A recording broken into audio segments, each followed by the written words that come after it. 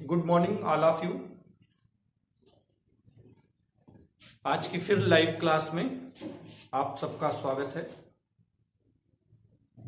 मैं तो रीजनिंग की क्लास के चलते जो है रोज जीएस की क्लास अभी तत्काल संभव नहीं हो पा रही है, तो जल्दी ऐसा होगा कि डेली सभी विषयों पर क्लास आपको मिलेंगी, लाइव क्लासेस।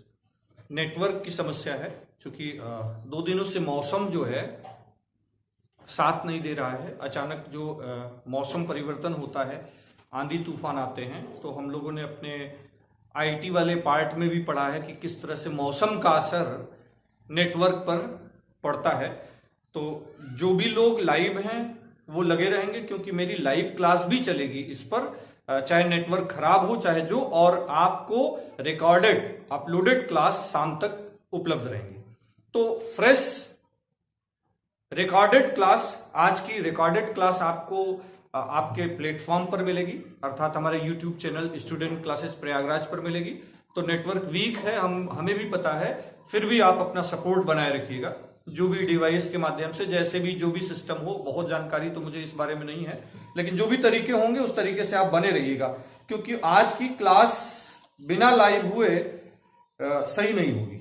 रिकॉर्डेड क्लास भी मैं डाल सकता था, नेटवर्क कमजोर है फिर भी। खैर, आज की शुरुआत हम लोग करते हैं इन शब्दों से जो हमारे क्लासरूम प्रोग्राम में लोग रहे होंगे वो तो परिचित हैं, लेकिन मैं फिर रिकॉल कराना चाहता हूं कि समय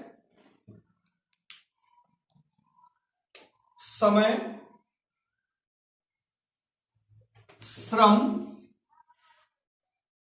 और धन, ये तीनों व्यक्ति के पास सीमित होते हैं।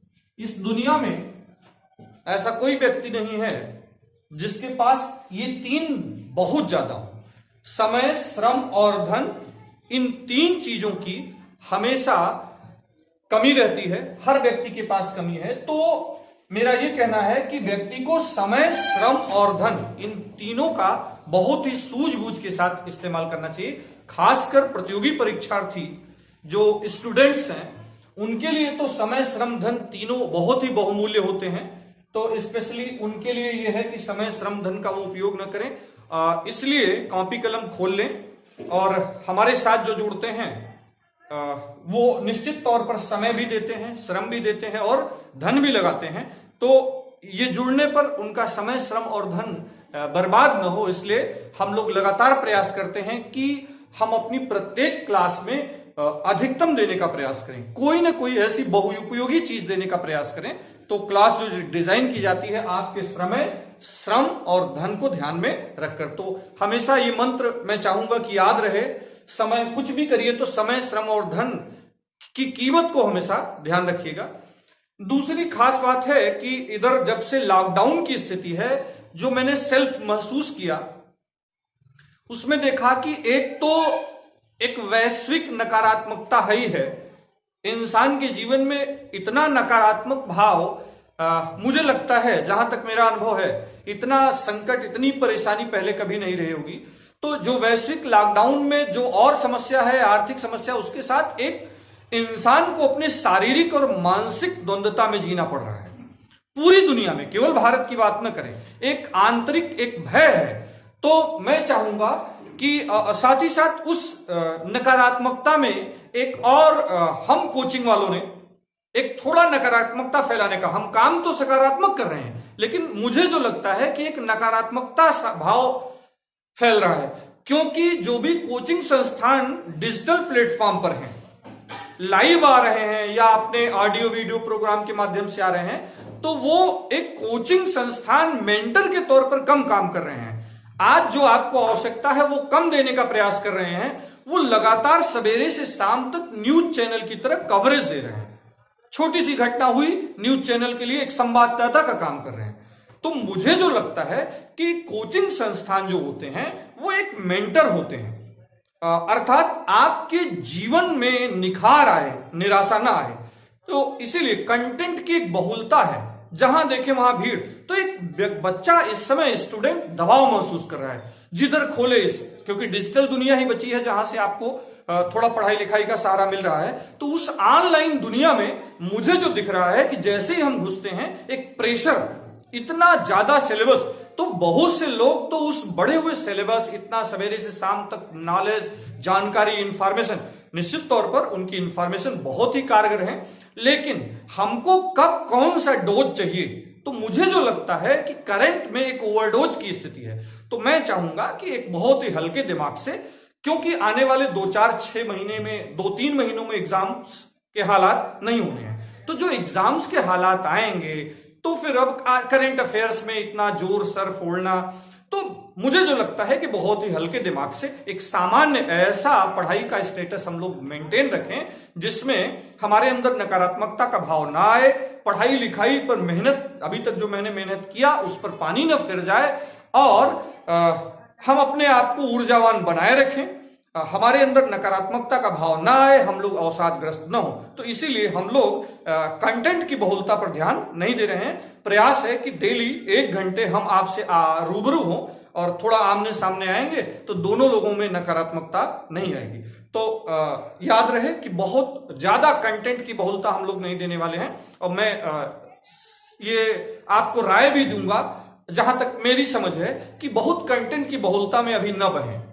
जब वो दौर आएगा, जब समय आएगा तो देखा जाएगा। तो एक सामान्य हल्के माहौल में जो संभव हो, जहां तक आप जानकारी ले सके उसको ले, और धीरे धीरे एक पढ़ाई का फ्लो बनाए रखें, फ्लो न रुकने पाए बस।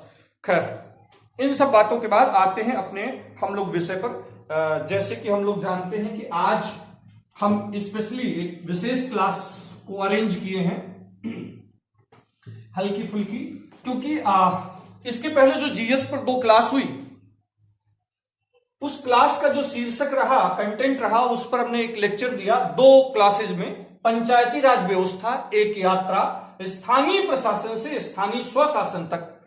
तो हमारे वो दोनों लेक्चर अपलोड हैं हमारे स्टूडेंट क्लासेज चैनल पर।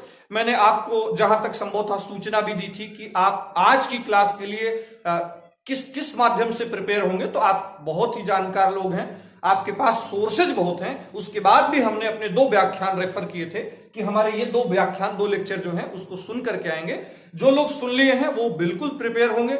जो कोई ऐसे होंगे जो अभी नहीं पहुंचे होंगे, नहीं सुने होंगे, तो मैं उनसे फिर से गुजारिश करूंगा कि ये मेरा 2 व्याख्यान जरूर सुन लेंगे, क्योंकि आज की जो क्लास है वो बेस्ड है मेरे उन 2 व्याख्यान पर, और मैं दावा करता हूं कि मेरे उन 2 व्याख्यान के बाद यह टॉपिक पूरी तरह से समाप्त होगा, आपके लिए कोई समस्या नहीं होगी। तो वो जो एक यात्रा थी पंचायती राज व्यवस्था की, स्थानीय प्रशासन से स्थानीय स्वशासन तक, उसी 2 लेक्चर के बेस पर आज हम लोग जो क्लास लेकर के आए हैं, पंचायती राज व्यवस्था से संबंधित अब तक के पूछे गए सभी प्रश्नों का, जो भी जितने भी कॉम्पिटिटिव एग्जाम्स हुए हैं उन सब में जो भी सवाल पूछे गए हैं पंचायती राज व्यवस्था से, उन सभी कॉमन स्टैंडर्ड सवालों पर हम लोग बात करने वाले हैं। वैसे तो वहां भी सवालों की एक बहुत बहुलता है, लेकिन दोहराव है, तो उन दोहराव वाले सवालों पर हम लोग नहीं जाएंगे। दोहराव वाले प्रश्नों से बचते हुए हम स्टैंडर्ड वो सवाल लेंगे जो कॉमन तौर पर पूछे जाते हैं। मैं दावा करता हूं कि मेरे ये 2 लेक्चर और आज की क्लास के बाद पंचायती राज व्यवस्था आपकी समस्या नहीं रहेगी। इसलिए नहीं रहेगी क्योंकि आज जिन प्रश्नों का मैं विश्लेषण करने वाला हूं, पंचायती राज व्यवस्था से जुड़े प्रश्न आज तक जो भी आईएएस में, सिविल सर्विसेज में पूछे गए हैं वो सवाल कवर होंगे। साथ ही साथ स्टेट के जो भी लोक सेवा आयोग हैं उसमें एमपी, राजस्थान, बिहार, छत्तीसगढ़, उत्तर प्रदेश की प्री परीक्षाओं में और मेंस की परीक्षाओं में जब तक ऑब्जेक्टिव सवाल पूछे जाते थे, वो सारे सवाल इस टॉपिक से जहां पूछे गए हैं उन सारे सवालों को लेने वाले हैं हम। एसएससी में अब तक के हर कोई भी एग्जाम में जितने भी सवाल पंचायती राज व्यवस्था से पूछे गए हैं उन सवालों पर, और स्पेशली आरआरबी पर। तो इन सारी स्टैंडर्ड, मुझे लगता है कि स्टैंडर्ड है, यहां तक जाने के बाद फिलहाल कुछ बचता नहीं। तो इन सभी सवालों को हम लोग लेकर के एक कॉमन सवालों का एक ग्रुप बनाए हैं, क्वेश्चंस आप ग्रुप बनाए हैं पंचायती राज व्यवस्था पर, उस पर हम लोग आज काम करेंगे। तो ठीक है, जल्दी से कलम कापी खोल करके तैयार हो जाइए। हमारी जो यात्रा चल रही थी उस यात्रा को अंत करेंगे आज हम लोग। स्थानीय प्रशासन से स्थानीय स्वशासन तक जो एक यात्रा हमारी थी उसके अंतिम पड़ाव पर हम लोग जाने वाले हैं। एक बार जल्दी से मैं अपने दोनों लेक्चर को कंसाइज कर देता हूं एक छोटे से 2 मिनट के अंदर। मुझे जो लगता है कि अगर बात की जाए पंचायती राज व्यवस्था की, जल्दी से रिकॉल करिएगा और मदद भी करिएगा मेरी। पंचायती राज व्यवस्था की बात करें तो मुझे जो लगता है कि पंचायती राज व्यवस्था में इतने कंटेंट से ज्यादा आपको जानकारी रखना कोई बहुत मतलब की बात नहीं होती। सबसे पहले तो इसका जो विकास क्रम है, अगर हम लोग ये जान जाए, डेवलपमेंट जो स्थानीय प्रशासन से शुरू होकर के कहां तक आता है, लोकल सेल्फ गवर्नमेंट तक आता है। तो विकास क्रम अगर हम लोग जान लें, इसके अलावा कुछ हमारे महापुरुष हैं, जैसे महात्मा गांधी के कोट हैं, उनके दर्शन हैं, तो स्पेशली अगर हम लोग गांधी दर्शन को जोड़ करके पढ़े यहां से, क्योंकि महात्मा गांधी ने कहा था कि भारत की आत्मा गांव में बसती है। साथ ही साथ महात्मा गांधी का जो भी आर्थिक दर्शन था, राजनीतिक दर्शन था, वो शक्ति के विकेंद्रीकरण और ग्राम स्वराज की परिकल्पना में विश्वास रखते थे। तो सीधे सीधे हमारा जो पंचायती राज व्यवस्था है वो महात्मा गांधी के दर्शन, ग्राम स्वराज और शक्ति के विकेंद्रीकरण, लोकतंत्र आपके द्वार, इन सब पर विश्वास है। तो विकास क्रम में अगर हम लोग देखें तो यहां पर हम लोग इसको देख सकते हैं कि प्राचीन भारत में क्या हालात रहे, जल्दी से। फिर मध्यकाल में हम लोग चर्चा किए हैं इन 2 लेक्चरों में कि भारत में अगर मध्यकाल में पड़ताल की जाए तो स्थानीय स्वशासन कहां पर था। फिर उसके बाद अंग्रेजी काल में, ब्रिटिश काल में बात करें तो क्या हालात हुए, और फिर आफ्टर इंडिपेंडेंस, स्वतंत्रता के बाद जो भारत का संविधान लागू होता है उसके बाद। तो जो एक पड़ाव है, एक यात्रा है पंचायती राज व्यवस्था की, स्थानीय प्रशासन से स्थानीय स्वशासन तक पहुंचने की जो यात्रा है, उसमें हमको देखना है कि एंशिएंट इंडिया में, मेडिवल इंडिया में और ब्रिटिश काल में, और उसके बाद आफ्टर इंडिपेंडेंस, स्वतंत्रता के बाद भारत में क्या हालात थे। तो उसमें हम लोगों ने देखा था, जल्दी से देख लेते हैं कि एंशिएंट इंडिया में माने किसी न किसी रूप में भारत में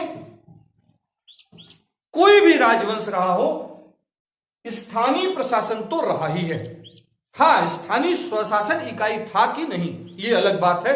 और वो स्थानीय प्रशासन जो था, मान लेते हैं शीर्षस्थ राजतंत्र की बात करें, राजा था, तो उसका भी कोई ना कोई सबसे नीचे का प्रशासन का अड्डा रहा होगा, जिसके माध्यम से पूरे क्षेत्र को, मध्यवर्ती क्षेत्र पर। तो अब डिपेंड करता है कि ये जो स्थानीय स्तर प्रशासन था तो वो कितना नीचे था, क्या आम आदमी तक पहुंच पाया था कि नहीं, और उनमें जनभागीदारी थी कि नहीं, और पावर कितनी थी। ये शीर्षस्थ राज्य अपने इस लोकल गवर्नमेंट को कितनी पावर दिया था, डिपेंड इस पर करता है। तो अर्थात स्थानीय प्रशासन हर एक राजवंश में, हर प्रकार की शासन व्यवस्था में रहा है, लेकिन वह स्थानीय स्वशासन था कि नहीं, उसको हम सेल्फ गवर्नमेंट कह सकते हैं कि नहीं। क्योंकि किसी भी गवर्नमेंट को सेल्फ गवर्नमेंट आप कब कह सकते हो, जब उसमें जनता की भागीदारी हो। तो जो पंचायती राज व्यवस्था है आज की तारीख में हम लोग देखें तो क्या देखते हैं, पंचायती राज व्यवस्था में जन भागीदारी है, क्योंकि हमको देखना पड़ेगा 73rd जो अंतिम पड़ाव था, 73rd अमेंडमेंट 1992, 73वां संविधान संशोधन 1992 तक आते आते हम लोग क्या देखते हैं कि वास्तव में स्थानीय स्वशासन हम इसको कह सकते हैं। क्या फायदा हुआ, क्योंकि एक निश्चित मॉडल आ गया, राज्यों पर बाध्यकारी प्रावधान हो गए।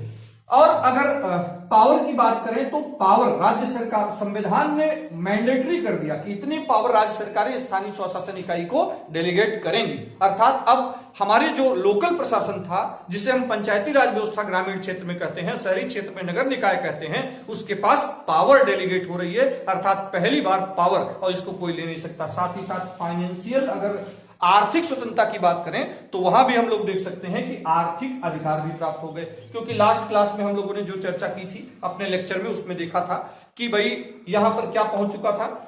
अब आज की तारीख में वित्त आयोग के माध्यम से पैसे ट्रांसफर करने के मैंडेटरी प्रावधान हो गए हैं, और राज्य निर्वाचन आयोग के माध्यम से इलेक्शन जरूरी है, और साथ ही साथ राज्य सरकारें कितना पावर डेलीगेट करेंगी, और यह सब कुछ होता है किससे, हम भारत के लोगों से। अर्थात जिस गांव क्षेत्र में वो ग्राम सभा है, उस ग्राम सभा में जो वयस्क लोग होते हैं, राज्य की निर्वाचन नामावली में जिसके नाम दर्ज हैं, उन सब से मिलकर ग्राम सभा का गठन होता है। तो जो भागीदारी है वो आम पब्लिक की है, लोगों की है, जन की है, और उसमें जो पावर मिलने के बाद जो एक जन भागीदारी हो पाई, इस आधार पर हम कह सकते हैं कि वास्तव में 73rd अमेंडमेंट के बाद ग्राम स्वराज शक्ति के विकेंद्रीकरण, लोकतंत्र आपके द्वार और महात्मा गांधी की शक्ति के विकेंद्रीकरण का जो एक सपना था वो पूरा हुआ। लेकिन एक बड़ी लंबी यात्रा है। आफ्टर इंडिपेंडेंस की बात करें, स्वतंत्रता के बाद बात करें, तो मूल संविधान, जब संविधान बन ही रहा था तो मूल संविधान में निश्चित तौर पर हमने देखा था कि गांधी दर्शन का प्रभाव ना हो, ऐसा हो ही नहीं सकता, क्योंकि हम लोग गांधी युग में ही जी रहे थे। और वर्तमान परिस्थितियों में तो गांधी की प्रासंगिकता, भारतीय दर्शन की प्रासंगिकता, भारतीय संस्कृति की प्रासंगिकता, भारतीय जनजीवन की प्रासंगिकता बढ़ती जा रही है। वर्तमान विश्व में बात करें, आज कोविड-19 जैसी समस्या में, तो प्रासंगिकता को कभी हम लोग घटा ही नहीं सकते। संघर्ष जितना बढ़ेगा दुनिया में, उतना ज्यादा महात्मा गांधी की प्रासंगिकता, महात्मा गांधी के विचारों की प्रासंगिकता बढ़ेगी। आज वर्तमान में जो संकट था, हम लोगों ने अपने जो एक इसके पहले वाले लेक्चर में जहां भारत के संविधान पर बात किया था हम लोगों ने, तो वहां पर कोविड-19 और भारत के संविधान का कहां तक मदद है उसमें देखा कि आज जो संभव हो पा रहा है, गांव गिराव में दूर सुदूर देशों से लोग आ रहे हैं, क्वारंटाइन हो पा रहे हैं, रखे जा रहे हैं, ये सब संभव हो पा रहा है किसकी वजह से? भारत के संविधान के पार्ट 9 73rd अमेंडमेंट। आज अगर हमारी पंचायती राज व्यवस्था इतनी मजबूत न होती तो गांव गली मोहल्लों तक हम लोग अपना बचाव न कर पाते, एक बिखराव होता और किसी भी कीमत पर हम लोग न बच पाते। तो किस तरह से संविधान जब निर्माण हो रहा था तो भारत के संविधान के पार्ट 4 अनुच्छेद 40 में ऐसे प्रावधान किए गए। तो भारत के संविधान के अनुच्छेद 40 में मूल से, शुरू से ही, प्रारंभ से ही पंचायती राज व्यवस्था, पंचायतों के संगठन संबंधी प्रावधान मिलते हैं। पंचायतों का संगठन चूंकि पार्ट 4 में था तो हम लोगों ने देखा कि राज्य चाहे अनचाहे से काम कर रहा था। फिर 1952 से क्या देखते हैं हम लोग? 1952 से इस दिशा में थोड़ा प्रयास, सार्थक पहल की गई और पायलट प्रोजेक्ट के तौर पर राष्ट्रीय प्रसार कार्यक्रमों के अंतर्गत इसकी शुरुआत की जाती है और भारत में 1952 में सामुदायिक विकास कार्यक्रम की शुरुआत की जाती है। सामुदायिक विकास कार्यक्रम विफल होता है क्योंकि लोकल लेवल पर स्थानीय प्रशासन तो था लेकिन स्थानीय स्वशासन इकाई का अभाव था। जो जनता थी वो कभी भी वो शामिल नहीं हो पा रही थी। लोकल लेवल पर 1952 में आजादी के बाद भारत में जो जनता है वो विकास मूलक प्रशासन में शामिल होने का उसके लिए कोई प्रावधान नहीं था, कोई ग्राम सभा नहीं थी कि हम जो उसमें शामिल हो पाए, अर्थात हम महसूस नहीं कर रहे थे। तो वो पूरी तरह से भारत में विफल हो जाता है। भारत में 1952 में सामुदायिक विकास कार्यक्रम जिसकी शुरुआत की गई थी, भारत में गांव गरीबी को मिटाने का प्रयास जो किया गया था, जिस स्वराज की परिकल्पना की गई थी, जिस स्वराज के वादे नारे किए गए थे, कहां? राष्ट्रीय आंदोलन के दौरान, और देश की जनता ने सहयोग दिया था राजनेताओं का।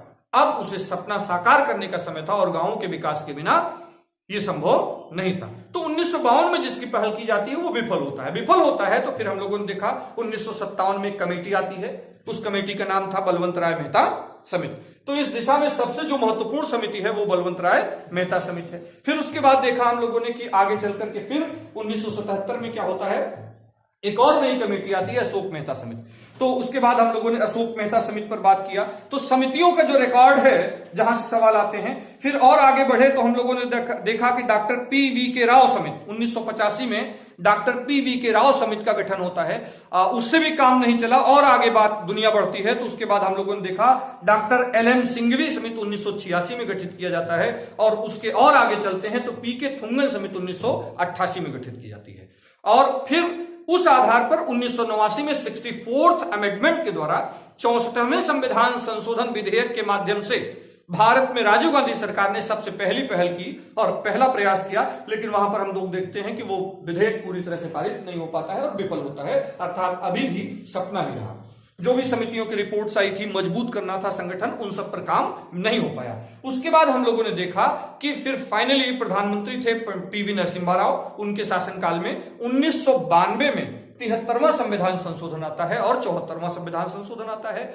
उसके बाद भारत के संविधान में 73वें संविधान संशोधन के पारित होने के बाद 24 अप्रैल 1993 से ये लागू हो जाता है। इसीलिए हम लोगों ने देखा था 24 अप्रैल को प्रतिवर्ष हम लोग क्या मनाते हैं, कमेंट बॉक्स में जल्दी से उत्तर दीजिए। प्रतिवर्ष 24 अप्रैल को हम लोग क्या मनाते हैं?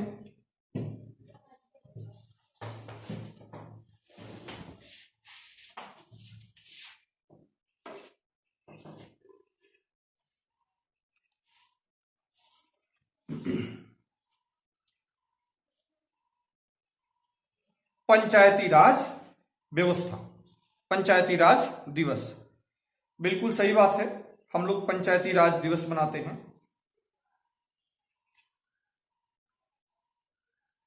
तो जो 24 अप्रैल से पंचायती राज दिवस की शुरुआत हुई वो इसलिए कि 73rd अमेंडमेंट 24 अप्रैल को ही लागू होता है 1993 में। उसके बाद हम लोगों ने देखा भारत के संविधान में भाग 9, फिर भारत के संविधान में भाग 9A, और फिर भारत के संविधान में उसी संशोधन के माध्यम से अनुसूची 11 और अनुसूची 12 जोड़कर भारत के संविधान में अनुच्छेद 40 से और आगे की बात हुई। अनुच्छेद 40 से और आगे की बात होती है। अनुच्छेद 40 जो डीपीएस पार्ट में था अब मैंडेटरी प्रावधान हो चुका था। तो ये एक छोटी सी जानकारी हमारी है, उन दोनों लेक्चर्स की समीक्षा है। मैंने फिर से जोर भी दिया था कि आज आप इस तैयारी के साथ आइएगा।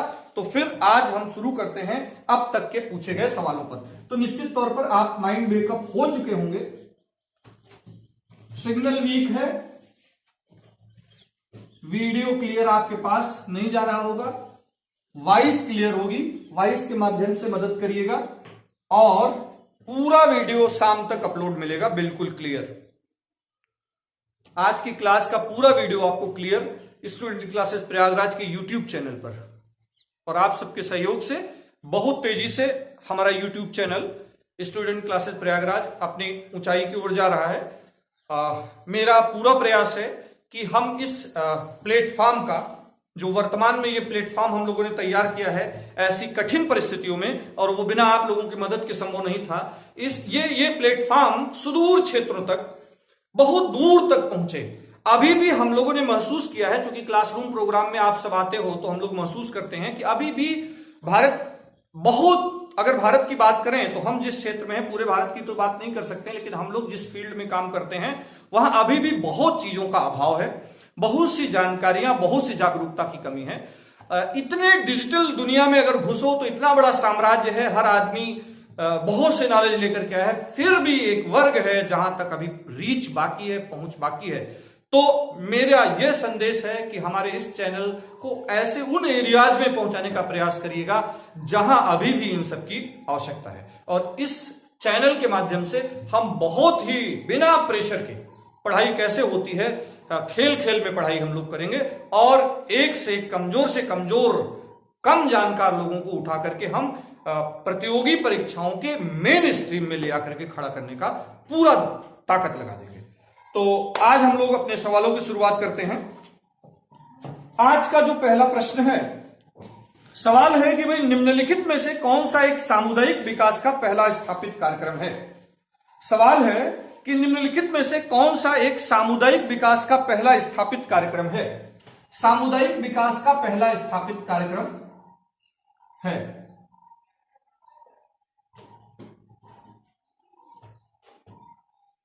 सामुदायिक विकास का पहला कार्यक्रम। अभी हम लोगों ने चर्चा किया, तुरंत हम इस मुद्दे पर चर्चा करके आए, साथ ही साथ हमारे दो जो पुराने लेक्चर हैं उनमें इस पर डिटेल्ड में स्टडी की गई है। विकल्प है आपके पास सामान्य सहायता अनुदान कार्यक्रम, सामुदायिक विकास की पहल। हम लोगों ने देखा कि 2 अक्टूबर 1952 से प्रथम प्रधानमंत्री पंडित जवाहरलाल नेहरू ने भारत में सामुदायिक विकास कार्यक्रमों की शुरुआत की थी। सवाल है निम्नलिखित में से कौन सा एक सामुदायिक विकास का पहला स्थापित कार्यक्रम है। तो कमेंट बॉक्स में आप थोड़ी मदद भी करते रहिएगा, कमेंट बॉक्स में आप थोड़ी मदद करते रहिएगा। निम्नलिखित में से कौन सा एक सामुदायिक विकास का पहला स्थापित कार्यक्रम है। तो ये विकल्प 1 में कह रहे हैं कि सामान्य सहायता अनुदान कार्यक्रम था, विकल्प बी में कह रहे हैं सहकारिता आंदोलन था, विकल्प सी में कह रहे हैं समन्वित ग्रामीण विकास कार्यक्रम था, और विकल्प डी में कह रहे हैं राष्ट्रीय प्रसार सेवा। राष्ट्रीय प्रसार सेवा। 4 विकल्प। सामुदायिक विकास कार्यक्रमों का पहला कार्यक्रम क्या था। सामुदायिक विकास कार्यक्रम की शुरुआत 2 अक्टूबर 1952 से की जाती है, और इसकी जो शुरुआत की गई थी, इसके लिए जो पहला कार्यक्रम शुरू किया गया था, हम लोगों ने चर्चा किया है। तो आज देखिए उत्तर में निकल कर क्या रहा है, क्या, राष्ट्रीय प्रसार सेवा। तो जो सामुदायिक विकास कार्यक्रमों की शुरुआत की गई थी वो राष्ट्रीय प्रसार सेवा के माध्यम से की गई थी। तो जल्दी से अगर पेन कॉपी हो तो नोट भी कर लेंगे। भारत में सामुदायिक विकास कार्यक्रमों की शुरुआत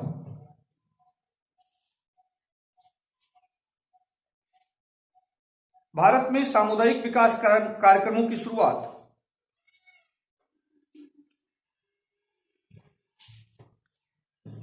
राष्ट्रीय प्रसार सेवा कार्यक्रम के अंतर्गत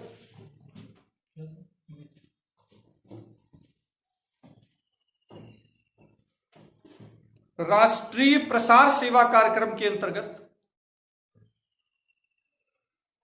2 अक्टूबर 1952 से शुरू की गई थी। 2 अक्टूबर 1952 से शुरू की गई थी।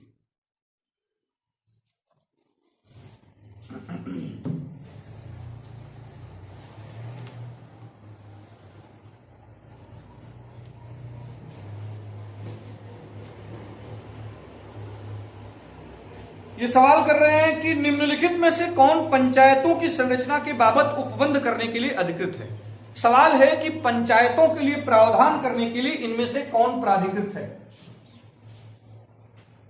पंचायतों से संबंधित प्रश्न है, पंचायतों से संबंधित प्रावधान कौन करता है।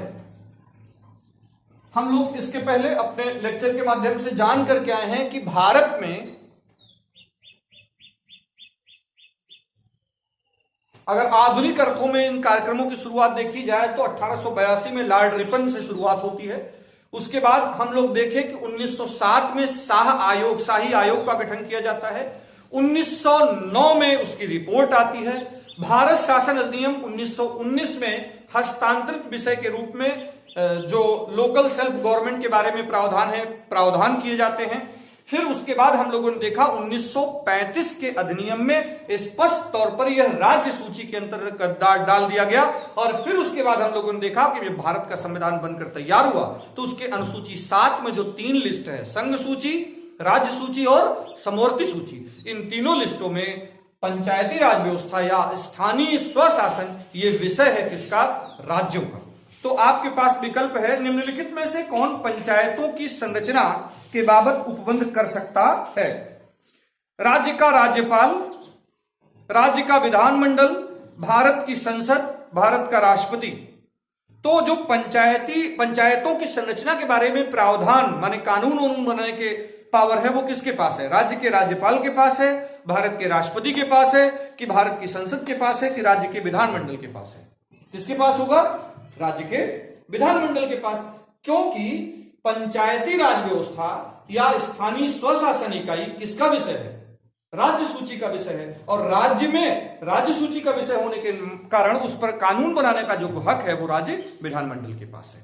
तो बिल्कुल सही उत्तर है आपका कि राज्य विधानमंडल के पास पंचायतों के बारे में प्रावधान करने के पावर है। विकल्प प्रश्न है कि भारत निम्नलिखित कार्यों में से कौन सा कार्य स्थानीय स्वशासन से संबंधित नहीं है। ये कह रहे हैं कि 4 वर्ग दिए हैं, पंचायतों के कार्य की बात कर रहे हैं। तो सबसे पहले आप बताइए कि पंचायतों का कार्य अगर हमको देखना हो कि किन किन विषयों पर, किन किन मदों पर वो कार्य कर सकता है, तो हमें कहां देखना होगा। पंचायतों को जो पावर मिलती है, कार्य डेलीगेट किए गए हैं राज्य सरकारों से, वो कहां से मिलती है। जल्दी से आप कमेंट बॉक्स में उत्तर देंगे कि भारत में स्थानीय स्वशासन की इकाई ग्राम पंचायत के कार्य अगर हमको जानने हो तो हमें कहां देखना चाहिए।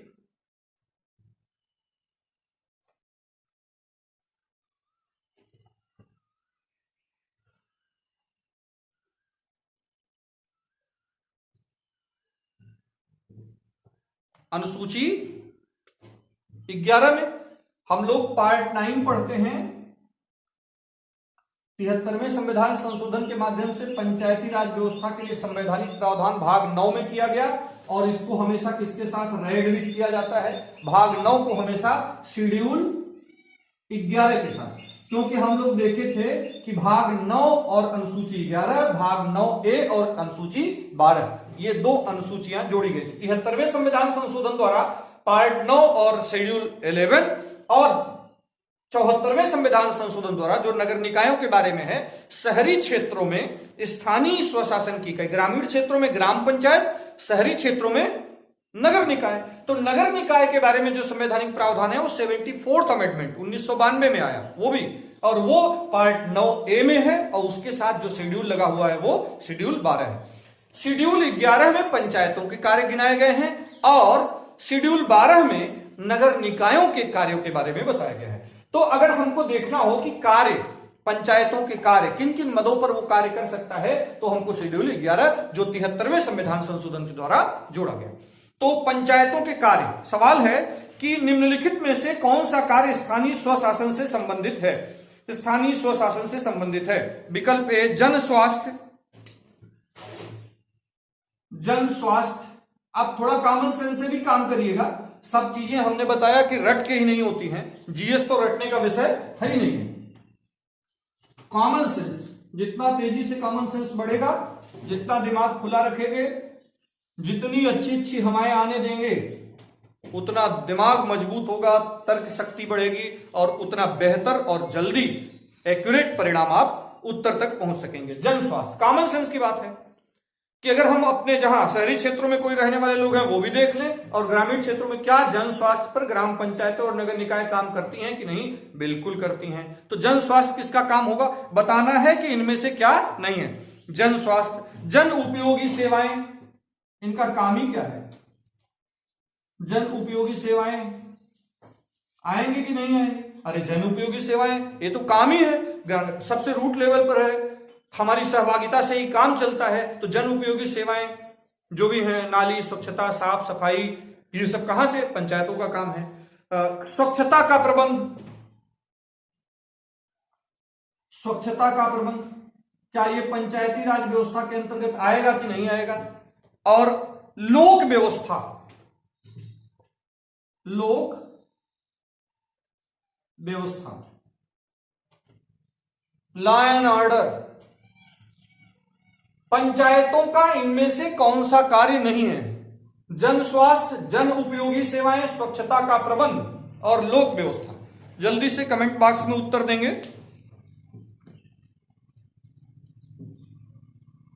बिल्कुल सही उत्तर है लोक व्यवस्था।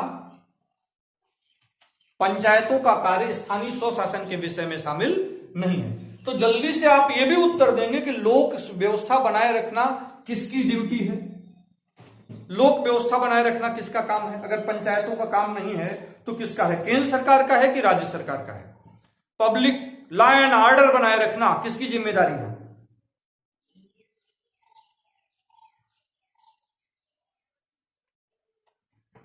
बिल्कुल सही बात है, बिल्कुल सही उत्तर है आपका, राज्य सरकार का। लोक व्यवस्था बनाए रखना भारत में राज्य सरकार की जिम्मेदारी होती है। पंचायतों का चुनाव राज्य सरकार की जिम्मेदारी होती है, केंद्र सरकार की जिम्मेदारी नहीं होती है। पंचायतों के कार्य अनुसूची 11 में बताए गए हैं, स्थानीय निकायों के कार्य, नगर निकायों के कार्य अनुसूची 12 में बताए गए हैं। अनुसूची 11 में पंचायतों के लिए कुल 29 मद गिनाए गए हैं, अर्थात 29 मदों में वो कार्य कर सकते हैं। सवाल है कि पंचायतों के चुनाव कराने हेतु निर्णय किसके द्वारा लिया जाता है? पंचायतों का चुनाव करवाने का निर्णय निम्नलिखित में से किसके द्वारा किया जाता है? केंद्र सरकार, राज्य सरकार, जिला न्यायाधीश, चुनाव आयोग। पंचायतों का इलेक्शन, पंचायतों का चुनाव कौन करवाता है? इसका निर्णय कौन करेगा? सवाल है। केंद्र सरकार करवाएगी, सेंट्रल गवर्नमेंट की, राज्य सरकार, स्टेट गवर्नमेंट की, केंद्रीय निर्वाचन आयोग, सेंट्रल इलेक्शन कमीशन की, न्यायालय? सवाल है कि पंचायतों का चुनाव का निर्णय कौन लेता है? तो हम लोग देखें कि यह स्थानीय स्वशासन राज्य सूची का विषय है। एक कॉमन सेंस डेवलप कर लीजिए। अब जो राज्य सूची का विषय है तो कॉमन सेंस की बात है, यहां पर केंद्र का कोई इंटरफेरेंस नहीं होगा। और फिर हम लोगों ने देखा कि भारत के संविधान का भाग 9 जोड़ने के बाद बाकायदा राज्य निर्वाचन आयोग के बारे में एक संवैधानिक आयोग के प्रावधान किया गया है। तो भारत में अगर पंचायतों के चुनाव, स्थानीय निकायों के चुनाव की जिम्मेदारी किसकी होगी? राज्य सरकार की। बिल्कुल राज्य सरकार की जिम्मेदारी होगी। तो इसका सही उत्तर होगा पंचायतों का चुनाव कराने का निर्णय राज्य सरकारें करती हैं, क्योंकि राज्य निर्वाचन आयोग का काम है पंचायतों का चुनाव करवाना। ग्राम पंचायत के विषय में क्या सही नहीं है? 4 विकल्प हैं और उसको कूट के माध्यम से शायद उत्तर देना है आपको। ये सवाल कर रहे हैं कि इनमें से ग्राम पंचायतों के विषय में क्या सही नहीं है। लिखा है कि ग्राम पंचायत में अधिकतम 20 पंच हो सकते हैं। फिर लिखे हैं कि ग्राम पंचायत में यदि 15 पंच निर्वाचित होते हैं तो 5 पंच मनोनीत किए जाते हैं। फिर लिखा है कि जनपद पंचायत अध्यक्ष 5 पंचों को नामित कर सकता है। और फिर लिखा है कि पंचों के निर्वाचन में समान मत आने पर लाट द्वारा निर्णय होता है। और फिर 6वीं बात लिखी है इन्होंने, मनोनीत सदस्य बैठक में भाग लेता है और मनोनीत कर सकता है, मतदान कर सकता है। पहली बात तो ग्राम सभा और ग्राम पंचायत का कंफ्यूजन आप दूर कर लीजिए। फिर इस सवाल पर आते हैं। ग्राम सभा क्या होती है और ग्राम पंचायत क्या है, ये जान लीजिए। तो मित्रों मैं बताना चाहूंगा कि सरकार, राज्य विधानमंडल जो भी नीति नियम बनाती है उन नियमों के अधीन वो क्राइटेरिया तय करती है। ये क्राइटेरिया कि एक ग्राम सभा कितनी जनसंख्या से मिलकर बनेगी, ये क्राइटेरिया राज्य सरकार नियम के माध्यम से तय करती है, वो कानून बनाती है। तो हो सकता है कि केवल एक गांव मिलकर या एक से ज्यादा गांव, क्योंकि वो जनसंख्या क्राइटेरिया है। ग्राम सभा कितनी जनसंख्या पर गठित होगी ये राज्य सरकार निर्धारित करेगी।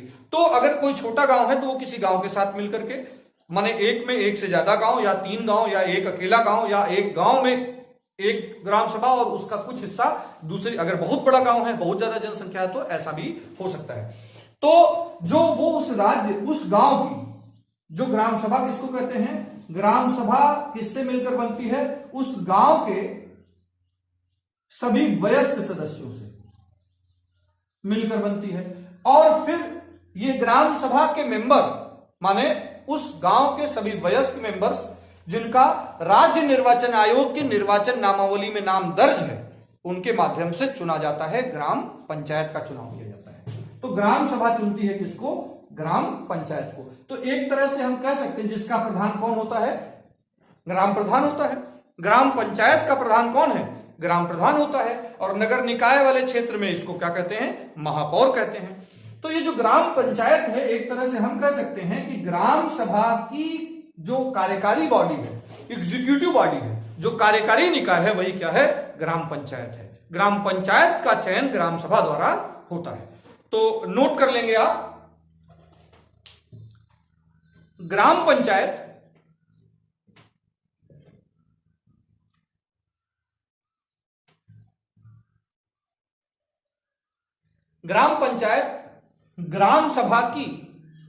ग्राम सभा का कार्यकारी निकाय होता है।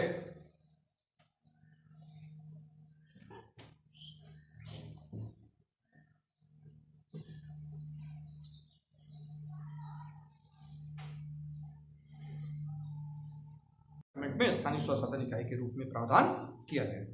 तो मित्रों, जो डिवाइस हैं, जो नेट के प्रावधान, नेट की व्यवस्था है, वो अभी से आगे अलाउ नहीं कर रही है। और इतना मेरे ख्याल से बहुत है ऐसे वर्तमान समय में। आज का जो कंडीशन है, तो बस हल्के में हम लोग थोड़ा थोड़ा पढ़ाई करते रहेंगे। अभी भी ये टॉपिक खत्म नहीं हुआ है। कल इसके बचे हुए और जोरदार सवालों के साथ हम लोग आएंगे। तो मैं एक बार फिर आपसे विनती गुजारिश करूंगा, आप किसी तरह से कंसाइज नोट्स बना करके, जो मुश्किल से 10 से 12 पॉइंट है जहां से घूम फिर करके सवाल आते हैं, जो ऐसे लोग जुड़े होंगे जो अभी हमारा ये लेक्चर नहीं सुने हैं, पंचायती राज व्यवस्था एक यात्रा स्थानीय प्रशासन से स्थानीय स्वशासन तक, वो 2 पार्ट में है, उसको सुन करके कल हम लोग फिर रूबरू होंगे, फिर आमने सामने होंगे। नए सवालों के साथ। तो कल अभी एक सवाल एक क्लास और हमारा इसी पार्ट पर होगा। कल इससे आगे हम लोग चलेंगे। एक सवालों का भी एक छोटा सा ग्रुप और बचा हुआ है जो बहुत ही मजेदार ग्रुप होगा। और देखिए, आप ये 2 लेक्चर सुने होंगे तो निश्चित तौर पर इसमें कोई समस्या नहीं होगी। और मैंने बताया सवालों का स्टैंडर्ड क्या है। भारत की सबसे बड़ी परीक्षा और भारत की सबसे छोटी परीक्षा, इन सभी प्रतियोगी परीक्षाओं में अब तक के पंचायती राज व्यवस्था से जुड़े प्रश्नों का एक संग्रह है। उन सवालों पर हम लोग चर्चा कर रहे हैं। तो निश्चित तौर पर हम लोग कल फिर से आएंगे नए सवालों के साथ इसी विषय पर। और जल्दी ही इस क्लास के खत्म होने के बाद एक मस्ती की पाठशाला आएगी जहां हम लोग अपना फ्रस्ट्रेशन दूर करेंगे। बहुत दिनों से लॉकडाउन में जीते जीते सर का बोझ उतारेंगे। मस्ती की पाठशाला के लिए आप तैयार रहिए, खूब ढेर सारे अपने सवालों के साथ एकदम खुल के जो भी बात होगी सबकी बात होगी मस्ती की पाठशाला में। कल अभी एक क्लास होगी इसी विषय पर और फिर नेक्स्ट डे जो क्लास होगी वो मस्ती की पाठशाला होगी। अपना अपना दिमाग खोल करके एकदम हल्के मन से और जितने ज्यादा से ज्यादा लोग आ सके सबका स्वागत है। ठीक, थैंक यू। पर सरपंच कहते हैं तो वो ग्राम पंचायत का मुखिया होता है। ग्राम पंचायत का मुखिया होता है। और जहां जहां भी इस सवाल में मनोनयन की बात आई है तो बिल्कुल गलत है। कोई भी मेंबर मनोनीत नहीं होता है, सबका प्रत्यक्ष निर्वाचन होता है। ग्राम पंचायत चुनी कैसे जाती है? ग्राम सभा के सदस्यों के प्रत्यक्ष मत द्वारा। तो नोट कर लीजिए, ग्राम पंचायत के सदस्यों का चुनाव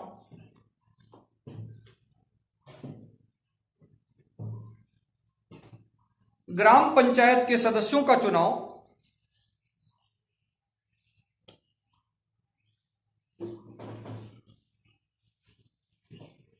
ग्राम सभा के वयस्क सदस्यों के प्रत्यक्ष मत द्वारा होता है। ग्राम सभा के वयस्क सदस्यों के प्रत्यक्ष मत द्वारा होता है।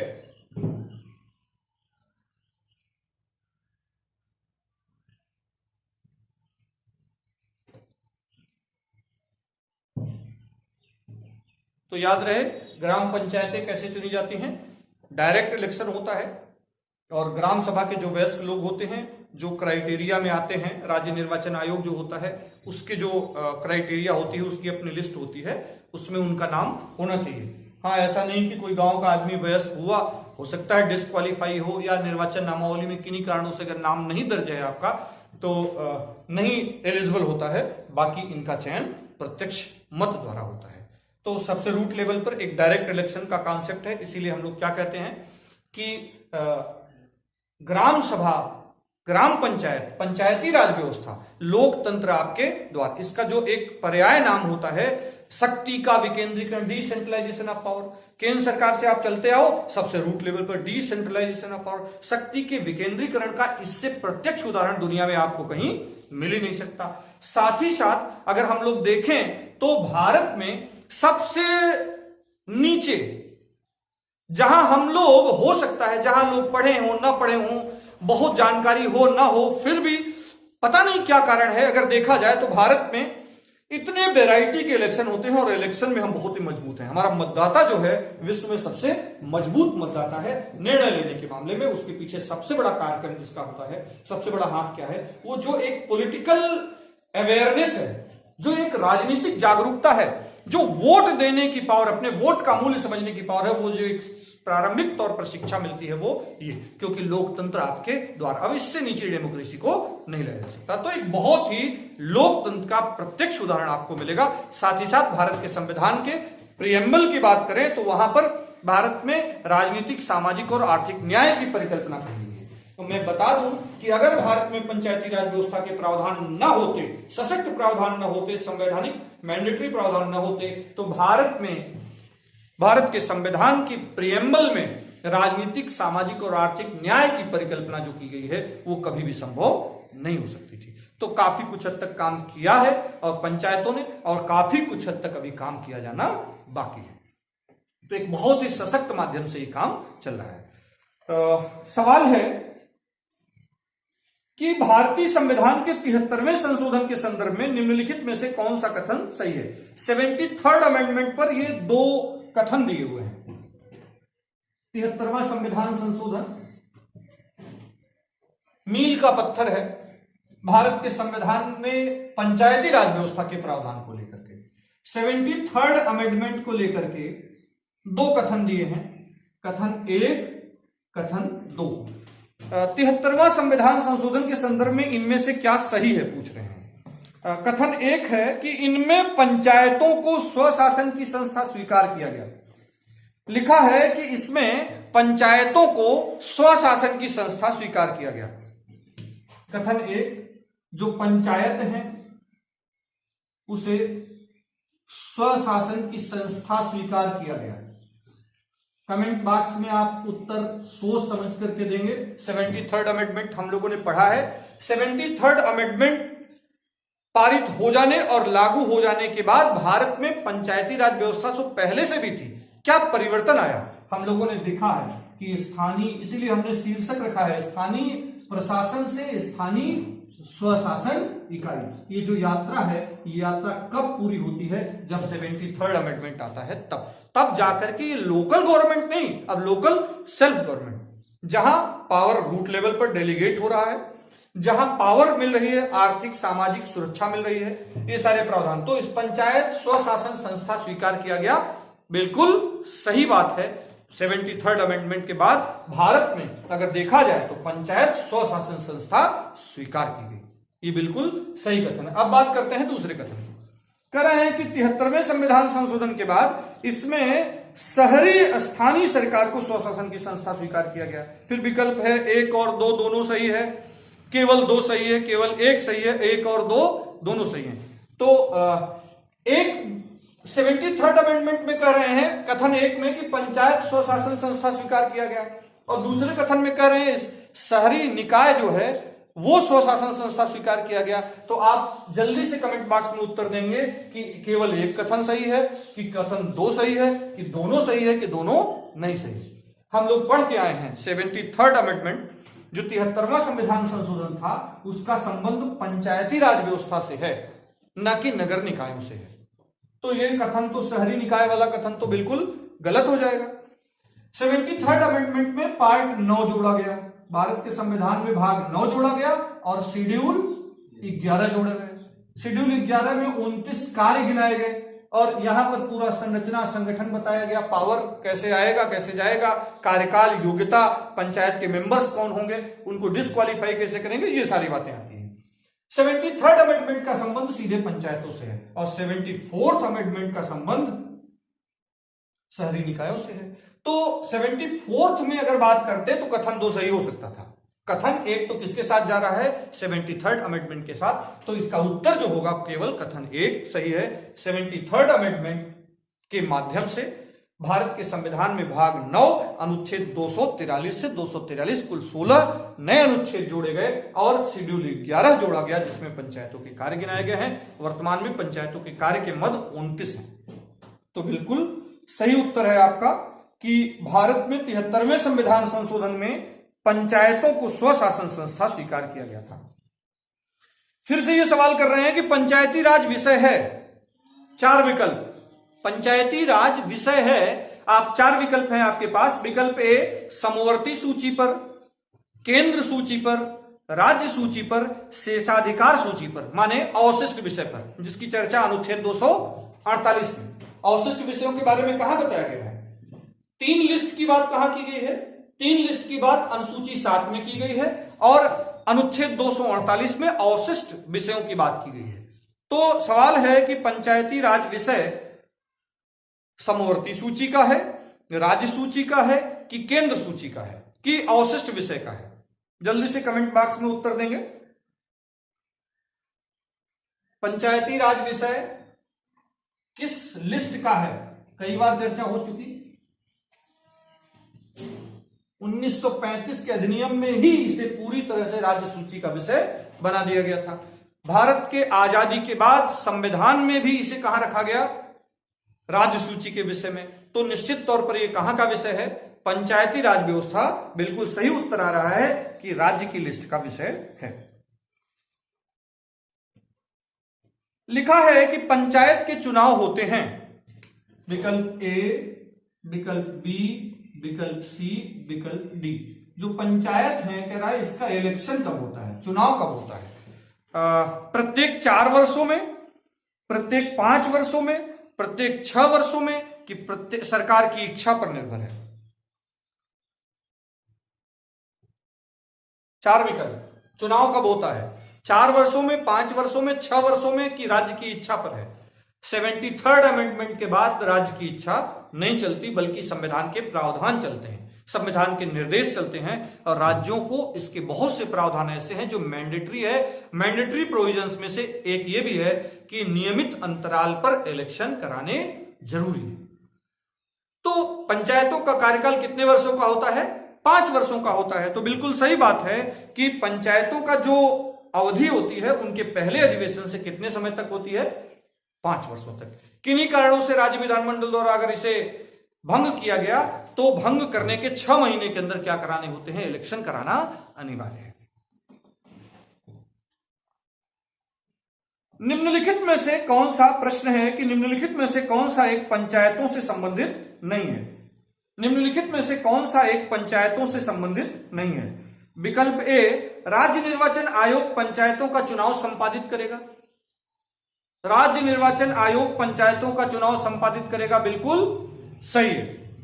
संविधान का 74वां संविधान संशोधन, सभी पंचायतों का कार्यकाल 5 वर्ष निर्धारित होगा। एक पंचायत के भंग होने के 6 माह के अंदर नया चुनाव करा लिया जाएगा। बताना है कि इन 4 बातों में पंचायतों से संबंधित विषय क्या नहीं है? विकल्प ए, राज्य निर्वाचन आयोग पंचायतों का चुनाव संपादित करेगा, बिल्कुल सही है और पंचायतों से संबंधित विषय है। सभी पंचायतों का कार्यकाल 5 वर्ष निर्धारित है, यह भी बिल्कुल सही है। एक पंचायत के भंग होने के 6 माह के अंदर नया चुनाव करा लिया जाएगा। इसके पिछले वाले सवाल में हम लोगों ने चर्चा की और लिखा है संविधान का 74वां संविधान संशोधन अधिनियम। तो मित्रों, संविधान का 73वां संविधान संशोधन अधिनियम पंचायत से संबंधित है, न कि 74वां। तो 74वां संविधान संशोधन पंचायत पर लागू नहीं होता, बल्कि यह स्थानीय स्वशासन से संबंधित है, लेकिन यह शहरी नगर निकायों से संबंधित है, पंचायतों से नहीं संबंधित है। तो एक कंफ्यूजन बार बार बना रहता है, इसीलिए हम इस टाइप के सवाल ले रहे हैं, स्टैंडर्ड सवाल ले रहे हैं, सारे सवाल हम लोग नहीं ले रहे हैं। लिखा है कि निम्नलिखित में से कौन पंचायतों की वित्तीय स्थिति का पुनर्विलोकन करने के लिए वित्त आयोग का गठन करता है? भारत में पंचायतों की वित्तीय स्थिति के पुनर्विलोकन के लिए इनमें से कौन वित्त आयोग का गठन करता है? तो हम लोग पहले भी चर्चा कर चुके हैं कि जो वित्त आयोग है, अगर देखा जाए भारत में 2 है, एक केंद्रीय है। तो जल्दी से आप अपना कमेंट बॉक्स में उत्तर देंगे कि केंद्रीय वित्त आयोग किस अनुच्छेद में है? केंद्रीय वित्त आयोग के संबंधी प्रावधान किस अनुच्छेद में है?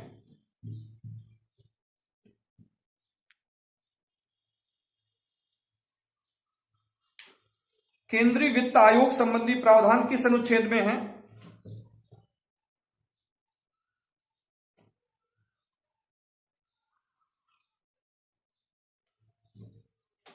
अनुच्छेद 280, बिल्कुल सही उत्तर है। अनुच्छेद 280 में केंद्रीय वित्त आयोग है, जिसका गठन 5 वर्ष के अंतराल पर भारत का राष्ट्रपति करता है। और केंद्रीय वित्त आयोग एक संवैधानिक और बाध्यकारी आयोग है और इसका काम है सेंट्रल और स्टेट के बीच जो फाइनेंशियल रिलेशन होता है, केंद्र सरकार और राज्य सरकार के बीच वित्तीय बंटवारे के सिद्धांत प्रावधान करता है। ऐसे ही हम लोगों ने देखा कि आर्टिकल 243 में, आर्टिकल 243I में राज्य वित्त आयोग के बारे में प्रावधान है। राज्य वित्त आयोग के बारे में प्रावधान है, L 243L, राज्य वित्त आयोग के बारे में प्रावधान है। यह प्रावधान कब आया? 73rd अमेंडमेंट के बाद भाग 9 जब आया तब आया। और राज्य वित्त आयोग भी अब क्या हो गया, क्योंकि संविधान में प्रावधान है तो क्या संवैधानिक आयोग है? बिल्कुल। और मैंडेटरी आयोग है, अर्थात यह भी एक बाध्यकारी आयोग है। यहां तो सेंट्रल स्टेट के बीच रिलेशन की बात कर रहा था, और ये किसकी बात कर रहा होगा? किनके फाइनेंशियल रिलेशन की? स्टेट और पंचायतों के बीच। जो लोकल सेल्फ गवर्नमेंट है, लोकल और पंचायतों के बीच, ग्राम सभाओं के बीच और राज्य सरकार के बीच फाइनेंशियल रिलेशन कैसे होगा, राज्य सरकारें कितना मद अंतरित करेंगी, ये जो सिद्धांत सुझाता है वो कौन? राज्य वित्त आयोग। सवाल है कि कौन गठित करता है? राज्य वित्त आयोग का गठन कौन करता है? राज्य वित्त आयोग का गठन संबंधित राज्य का मुख्यमंत्री करता है कि राज्य का वित्त मंत्री करता है कि राज्य का पंचायती राज्य मंत्री करता है कि राज्य का राज्यपाल करता है? कमेंट बॉक्स में जल्दी से उत्तर देंगे आप।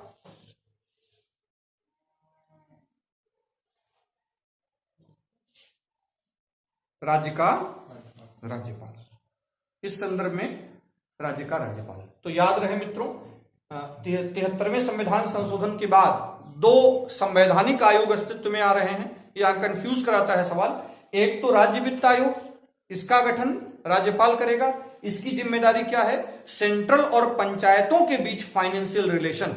नहीं तो राज्य सरकारें तो कभी पैसा देंगे ही नहीं राज्यों को, और अगर पंचायतों को, और पंचायतों के पास कल्पना करिए कि आज पंचायतों का संगठन इतना सुदृढ़ है और उनके पास फाइनेंशियल लिबर्टी न हो, आर्थिक स्वतंत्रता न हो, तो वो किसी काम की नहीं है, वो संस्था बेकार होगी। इसलिए एक सुनिश्चित किया गया है। तो कॉमन सेंस की बात है कि राज्य वित्त आयोग मैंडेटरी होगा कि सलाहकारी होगा। अगर सलाहकारी होगा कि राज्य सरकार माने चाहे न माने, तो राज्य सरकार तो कभी मानने वाली नहीं है, इसलिए ये मैंडेटरी प्रावधान है। राज्य वित्त आयोग एक बाध्यकारी आयोग है और एक संवैधानिक आयोग है। ऐसे ही निर्वाचन आयोग, वो भी मैंडेटरी है, अनिवार्यतः राज्य में राज्य निर्वाचन आयोग का गठन राज्यपाल करेगा भाग 9 के अंतर्गत, और वो नियमित अंतराल पर इलेक्शन कराएगा। ठीक, तो राज्य वित्त आयोग भी एक बाध्यकारी प्रावधान है। ये केंद्र सरकार, राज्य सरकार और पंचायतों के बीच फाइनेंशियल रिलेशन पर बात करता है। सवाल है, संविधान के निम्नलिखित संशोधनों में से किसके अंतर्गत भारत में महिलाओं के लिए ग्राम पंचायतों में आरक्षण संबंधी प्रावधान किया गया है? संविधान के किस संशोधन के अंतर्गत भारत में पंचायतों में महिलाओं के लिए आरक्षण के प्रावधान किए गए? हम लोग अपने लेक्चर में भी पहले भी चर्चा कर चुके हैं। हम लोग देखें कि भारत में ग्राम स्वराज की परिकल्पना को सुदृढ़ करने के लिए, और कई बार हम लोगों ने चर्चा किया कि वास्तव में अगर वुमेन एम्पावरमेंट, अगर सोशल जस्टिस हो पाया है, अगर बात करें सामाजिक न्याय की, समाज के कमजोर वर्ग अगर वास्तव में भारत के प्रशासन में शामिल हो पाए, भारत में राजनीतिक न्याय हो पाया है, तो किसके माध्यम से? 73rd अमेंडमेंट के बाद जो पंचायतों की संरचना हुई, भाग 9 में साफ साफ कहा गया कि जो अनुसूचित जाति और अनुसूचित जनजाति हैं और महिला हैं, उनके लिए आरक्षण सीटें आरक्षित होंगी। चक्रीय अनुक्रम में क्या होता है, जो स्थान होते हैं वहां पर चक्रीय अनुक्रम में कभी कुछ सीटें आती रहेंगी, माने हमेशा के लिए कोई फिक्स सीट नहीं होगी, चक्रीय अनुक्रम में। तो भारत में अगर बात करें कि केवल महिलाओं की नहीं, अनुसूचित जात, अनुसूचित जनजात और महिलाओं के लिए पंचायतों में आरक्षण के प्रावधान किस संशोधन द्वारा? संविधान के 70वें संशोधन, 71वें संशोधन, 74वें संशोधन कि 73वें संशोधन?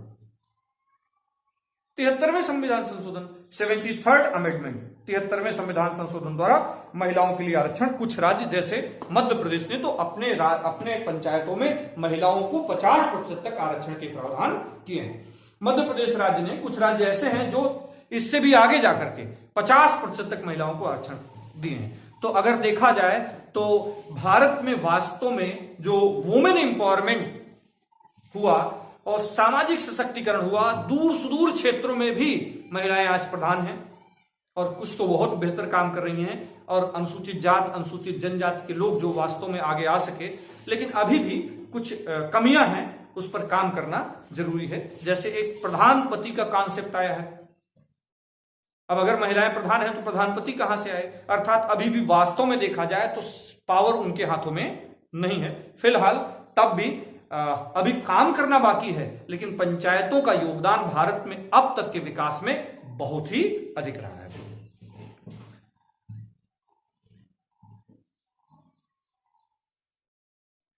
सवाल है कि पंचायतों में अनुसूचित जातियों के लिए पदों का आरक्षण किस राज्य में लागू नहीं होता है?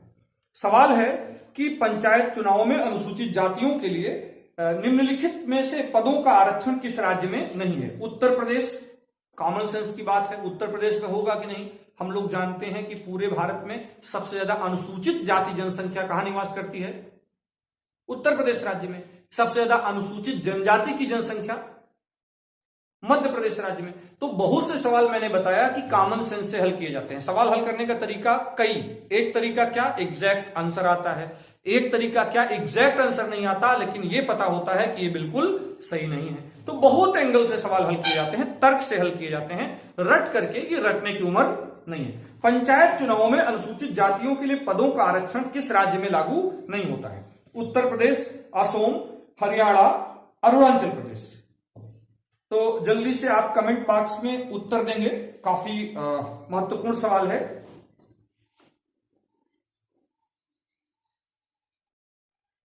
कमेंट बॉक्स में जल्दी से उत्तर देंगे कि भारत में किस राज्य में पंचायतों में अनुसूचित जातियों को आरक्षण नहीं दिया जाता है, इस बारे में प्रावधान नहीं लागू है।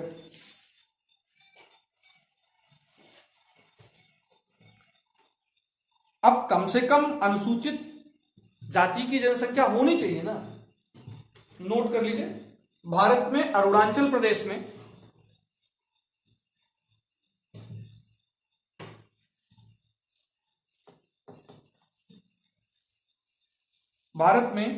अरुणाचल प्रदेश में बिल्कुल सही उत्तर आ रहा है। कुछ लोग गलत ट्रैक पर हैं, जल्दी से आंसर सही करेंगे। भारत में अरुणाचल प्रदेश में अनुसूचित जातियों के लिए आरक्षण लागू नहीं होता है।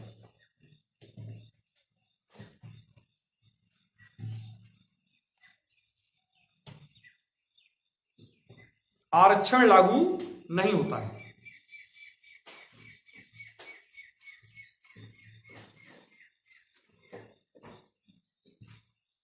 तो उसके पीछे कारण है कि वहां पर अनुसूचित जातियों की संख्या नहीं है। नेक्स्ट पॉइंट लिखेंगे उसी में, नागालैंड,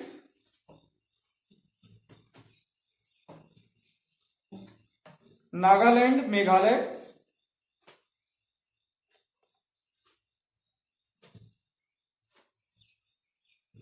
और मिजोरम में पंचायती राज के प्रावधान अस्तित्व में नहीं है। पंचायती राज प्रणाली अस्तित्व में नहीं है।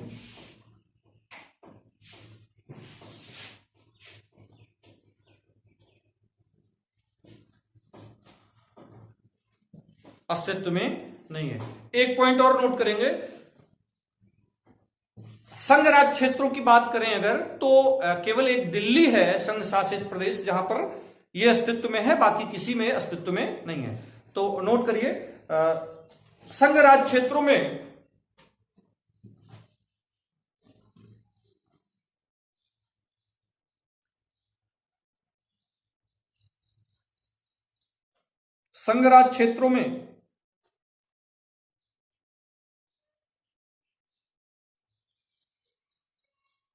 दिल्ली को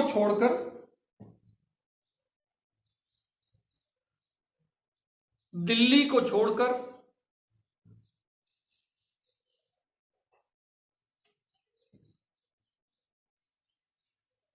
अन्य किसी भी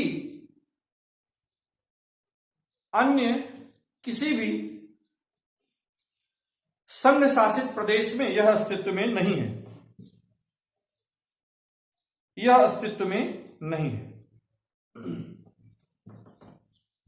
यह अस्तित्व में नहीं है।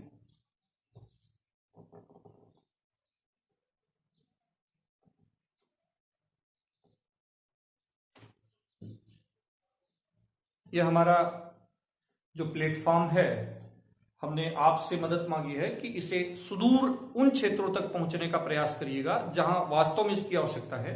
साथ ही साथ कंटेंट की बहुलता बिल्कुल नहीं होने देंगे, टू दी पॉइंट हम लोग रहेंगे, वो चाहे जो भी सीरीज हो।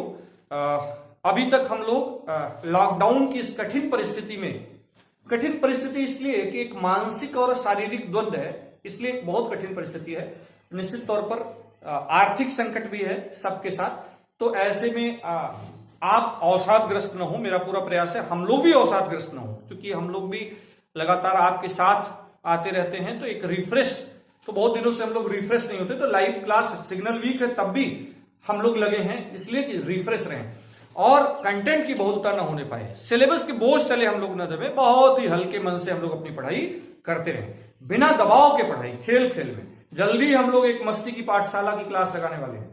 अगली जो इस टॉपिक के बाद क्लास होगी वो एक टॉपिक होगा मस्ती की पाठशाला, उसके लिए प्रिपेयर रहिएगा मेंटली।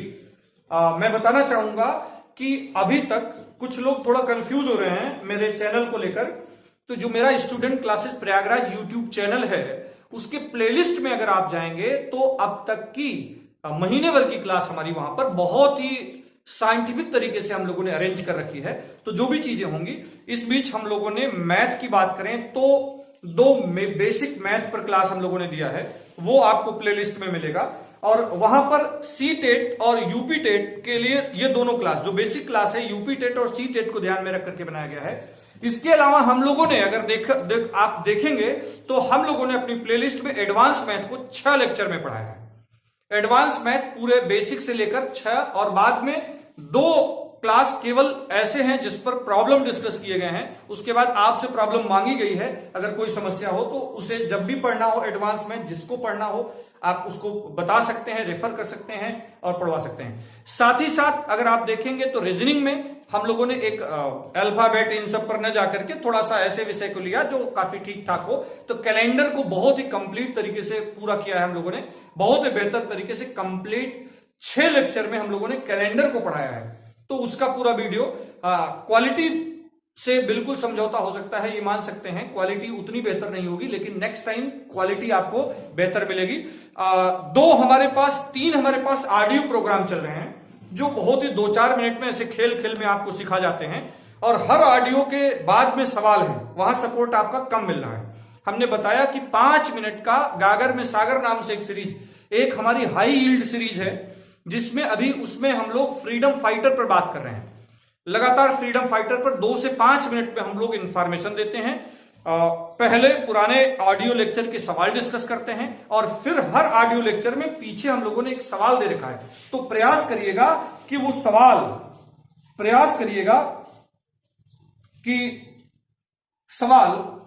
बिल्कुल सवाल जो है प्रयास करिएगा कि वो जो ऑडियो लेक्चर में पीछे सवाल है उनका कमेंट बॉक्स में उत्तर जरूर दें। अगर आप उत्तर देंगे तो मुझे और थोड़ा बल मिलेगा और मुझे लगेगा कि आपका सपोर्ट पूरा है। और उसको कुछ ना लिखे ऐसे खेल खेल में, फ्रीडम फाइटर मॉडर्न हिस्ट्री तो बिना कलम चलाए हम लोग तैयार करवाएंगे। पेशेंस होना चाहिए और समय होना चाहिए। इसके अलावा ऑडियो करंट कंटेंट पर ऑडियो लेक्चर हम लोग दे रहे हैं, वो थोड़ा सा नोट करते चलिएगा। जो भी करंट कंटेंट आ रहे हैं उसमें मैक्सिमम प्रयास है कि 2 से 5 मिनट के ऑडियो लेक्चर में करंट कंटेंट में ऐसा इतना छोटे में जल्दी से हम लोग दे दें जिससे वो टॉपिक आपका खत्म हो जाए। इसके अलावा एक बहुत बड़ी समस्या है वर्ड मैप की, उस पर अलग से हम लोगों ने एक सीरीज शुरू की है वर्ड मैप पर काम कराने की। तो वर्ड मैप पर पहली सीरीज हमारी आ चुकी है आसियान पर। उसको हम लोग इंटरनेशनल ऑर्गेनाइजेशन के माध्यम से पॉलिटिकल मैप को कवर कर रहे हैं, इसी तरह फिजिकल को, पूरे वर्ल्ड को। और मैं चाहता हूं कि मैप आपके दिमाग में हो, वो चाहे भारत का हो चाहे विश्व का हो। अब बिना मानचित्र के तो आपकी बेहतर तैयारी, मानसिक तैयारी नहीं हो सकती, कंपटीशन तो पीछे है। मानसिक तैयारी के लिए, एक आपकी बेहतर समझ के लिए, न्यूज सुन सकें, समझ सकें, इन सब के लिए बहुत जरूरी है कि आपका मानचित्र पर बेहतर पकड़ होना चाहिए, आपके इतिहास पर पकड़ होना चाहिए।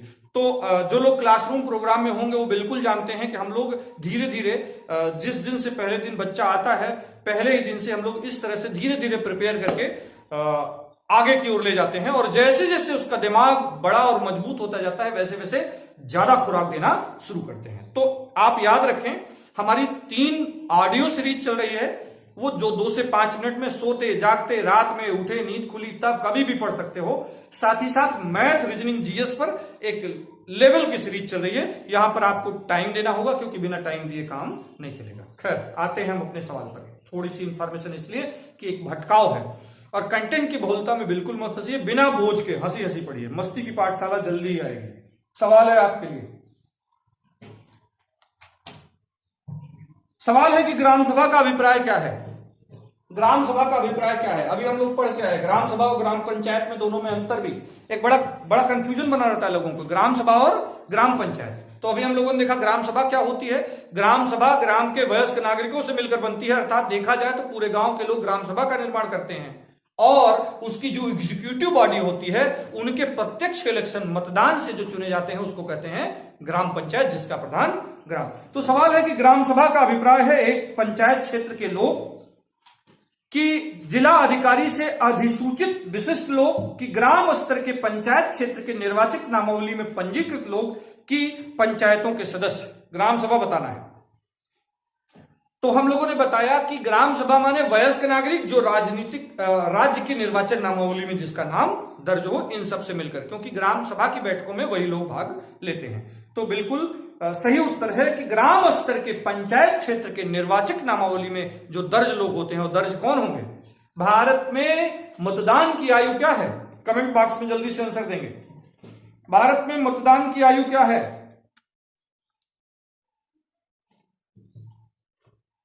मतदान की आयु क्या है? वयस्कता, आधार केवल एक है, 18 वर्ष। तो गांव का जो वयस्क नागरिक होगा अर्थात 18 वर्ष की आयु पूरी कर चुका होगा तो वो निर्वाचन नामावली में नाम दर्ज होगा। भारत में ग्राम पंचायतों में सदस्य और ग्राम प्रधान चुने जाने की आयु क्या है? न्यूनतम आयु। एक कंफ्यूजन यहां बना रहता है कि अगर मतदान की आयु कितना है? मतदान की आयु 18 वर्ष और चुने जाने की आयु 21 वर्ष। बिल्कुल सही उत्तर है। तो ये कंफ्यूजन, ग्राम सभा ग्राम पंचायत में कंफ्यूजन, ग्राम सभा नगर निकाय में कंफ्यूजन, 73वां संविधान संशोधन और 74वें संविधान संशोधन में अंतर आपका होना चाहिए। मतदान की आयु क्या है और चुने जाने की आयु क्या है? राज्य निर्वाचन आयोग, राज्य वित्त आयोग, दोनों कैसे इंस्टीट्यूशंस हैं? कॉन्स्टिट्यूशनल हैं, संवैधानिक हैं। ठीक। तो ग्राम सभा का अभिप्राय है ग्राम स्तर के पंचायत क्षेत्र के निर्वाचन नामावली में पंजीकृत लोग। लिखा है पंचायती राज एक व्यवस्था है। पंचायती राज एक व्यवस्था है। कलम कापी चलाते रहेंगे, ये सवाल नोट करेंगे। पंचायती राज एक व्यवस्था है। स्लाइड होता तो बेहतर तरीके से हम लोग पढ़ पाते, संसाधन कम है, जल्दी हम लोग स्लाइड पर काम करेंगे। और सबसे बेहतर तो होता है नेचुरल। और आज दुनिया जो है वो प्रकृति के करीब है और फिर सब लौट के वहीं आए हैं, तो हम लोग प्राकृतिक तरीके से अपने नेचुरल तरीके पे रहेंगे। ब्लैक बोर्ड और व्हाइट बोर्ड से आगे कुछ नहीं है, स्लाइड राइट से काम बाद में। तो सवाल नोट करेंगे, पंचायती राज एक व्यवस्था है। इन्होंने लिख रखा है कि एक सवाल है, पंचायती राज एक व्यवस्था है डैश नीचे।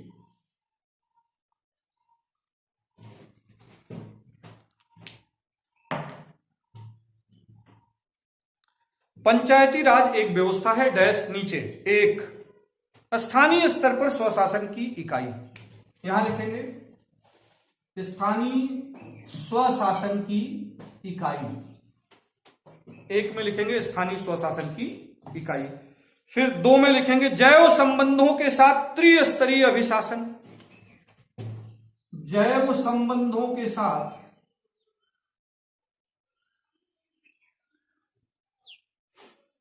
त्रिस्तरीय अभिशासन। लोकतांत्रिक विकेंद्रीकरण। लोकतांत्रिक विकेंद्रीकरण। पद सोपानिक संरचना। पद सोपानिक संरचना। ठीक। सवाल है कि पंचायती राज एक व्यवस्था है, स्थानीय स्तर पर स्वशासन की, जैव संबंधों के साथ त्रिस्तरीय अभिशासन की, लोकतांत्रिक विकेंद्रीकरण की, पद सोपानिक संरचना की। नीचे दिए गए कूट से सही उत्तर का चयन करना है। कूट है 1 और 2 सही है, 1 और 3 सही है, 1 2 3 सही है, 2 3 4 सही है। तो कुछ लोग जो उत्तर दे रहे थे खटाखट की चारों सही है, वो तो बाहर हो जाए। कई बार कूट से भी उत्तर आ जाता है, ना कंफ्यूजन हो ना समझ में आए। तो पंचायती राज स्थानीय स्तर पर स्वशासन की एक व्यवस्था है, इसमें किसी को कोई कंफ्यूजन। पंचायती राज स्थानीय स्वशासन की एक संस्था है, इसमें किसी को कंफ्यूजन, इसमें कोई डाउट किसी को नहीं है, ये तो बिल्कुल सही है। फिर लिखा है कि जैव संबंधों के साथ त्रिस्तरीय अभिशासन है। तो हम लोग देखे थे कि 1957 में बलवंत राय मेहता समिति आई थी। बलवंत राय मेहता समिति ने कितने स्तरीय पंचायती राज व्यवस्था के संस्तुति दी थी? त्रिस्तरीय पंचायती राज व्यवस्था। भारत में कौन से पंचायती राज व्यवस्था लागू है? त्रिस्तरीय पंचायती राज व्यवस्था लागू है। तो बलवंत राय मेहता समिति की सिफारिश पर लागू है, इसलिए बलवंत राय मेहता समिति को कहा जाता है। बलवंत राय मेहता को भारत में शिल्पकार कहा जाता है। किसका? पंचायती राज व्यवस्था का शिल्पी कहा जाता है। तो पंचायती राज व्यवस्था स्थानीय स्तर पर स्वशासन की एक व्यवस्था है, बिल्कुल सही है। और बलवंत राय मेहता के हिसाब से त्रिस्तरीय स्वशासन है, बिल्कुल सही है। लोकतांत्रिक विकेंद्रीकरण है, यह बात भी बिल्कुल सही है। अब इससे नीचे तो कोई हो ही नहीं सकता लोकतांत्रिक विकेंद्रीकरण का जीता जागता उदाहरण, साक्षात उदाहरण दुनिया में अगर कहीं उपलब्ध है और डायरेक्ट डेमोक्रेसी अगर कहीं उपलब्ध है तो वह है पंचायती राज व्यवस्था में। पद सोपानिक संरचना है, ये बात बिल्कुल गलत है। ऐसा नहीं है कि जो त्रिस्तरीय पंचायती राज व्यवस्था है कि पंचायत, उसके ऊपर क्षेत्र पंचायत, उसके ऊपर जिला पंचायत और एक दूसरे के अधीन काम करते हैं, ऐसा बिल्कुल गलत है। हाँ, क्षेत्र पंचायत एक समन्वयक के रूप में काम करती है, जिले और पंचायत के बीच में समन्वय के रूप में काम करती है, लेकिन ऐसा नहीं कि सबऑर्डिनेशन में काम करना होता है, बिल्कुल नहीं है। तो तीन बातें बिल्कुल सही है, तीन बातें बिल्कुल सही है।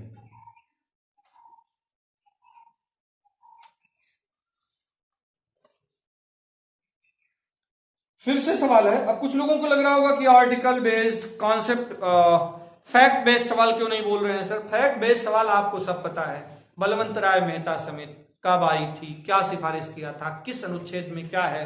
सवाल इस बात का है कि ये जो कॉन्सेप्ट है ये क्लियर होना चाहिए। सवाल है कि स्थानीय स्वशासन की सर्वोत्तम व्याख्या यह की जा सकती है कि यह एक प्रयोग है। सवाल लिखा है स्थानीय स्वशासन की सर्वोत्तम व्याख्या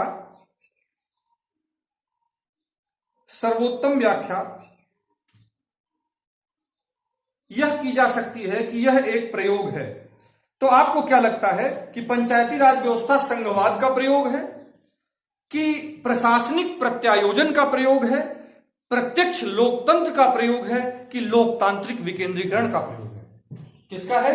डेमोक्रेटिक डिसेंट्रलाइजेशन का प्रयोग है। तो बिल्कुल सही उत्तर आपका है कि स्थानीय स्वशासन की सर्वोत्तम व्याख्या हम इस संदर्भ में कर सकते हैं कि पंचायती राज व्यवस्था लोकतांत्रिक विकेंद्रीकरण का प्रयोग है।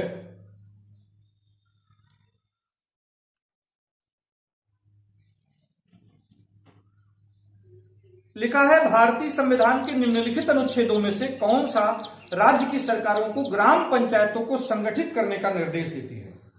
भारत के संविधान के निम्नलिखित अनुच्छेदों में से कौन सा अनुच्छेद राज्य की सरकारों को ग्राम पंचायतों को संगठित करने का निर्देश देती है? तो चार अनुच्छेद दे रखे हैं इन्होंने, अनुच्छेद 32, अनुच्छेद 40, अनुच्छेद 51, अनुच्छेद 48। अनुच्छेद 32, अनुच्छेद 40, अनुच्छेद 51, अनुच्छेद 48। सवाल है कि इन अनुच्छेदों में से राज्य की सरकारों को ग्राम पंचायतों को संगठित करने का निर्देश राज्यों को कहां मिलता है, किस अनुच्छेद में? पहले हम इस पर चर्चा कर आए। 32 सबको पता है, संविधान की आत्मा, किसने कहा? Doctor B R.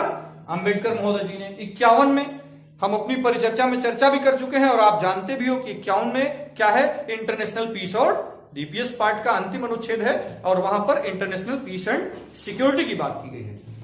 48 भी कहां है? डीपीएस पार्ट में है, यहां पशुपालन कृषि संगठन की बात की गई है। बचा क्या? 40। जिन्हें न पता हो वो भी, और 40 तो हम लोग जानते हैं। भारत के संविधान के अनुच्छेद 40 में साफ साफ प्रावधान है, क्या? मूल संविधान के अनुच्छेद 40 भाग 4 में प्रावधान था, यही तो एक प्रावधान था, लेकिन डीपीएस में होने के कारण राज्य चाहे अनचाहे बिना मन से काम करते थे, कोई मैंडेटरी प्रावधान नहीं था। बाद में इसी वजह से समितियां गठित करनी पड़ी, 1957 में, 1977 में, फिर पीवी के राव समिति 85 में, फिर 86 में एल.एम. सिंघवी, थुंगल समिति, और उन सब का पूरा परिणाम, संयुक्त परिणाम क्या आया? 64वां संविधान संशोधन 1989 में प्रयास विफल रहा, फिर 1992 में 73वां संविधान संशोधन आया और उसके बाद जाकर के भारत में पंचायती राज व्यवस्था का सपना साकार हो पाया, एक संवैधानिक प्रावधान हो पाया। तो